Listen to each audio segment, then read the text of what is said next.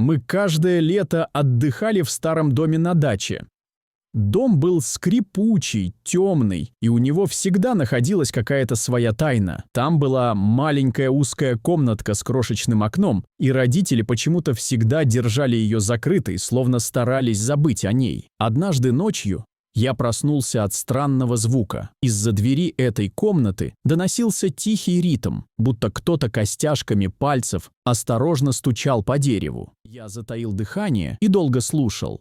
Постепенно стук превратился в скрежет, словно ногти царапали дверь изнутри. Собравшись с духом, я рывком распахнул дверь. Внутри было пусто. Пыль, старая мебель, тишина.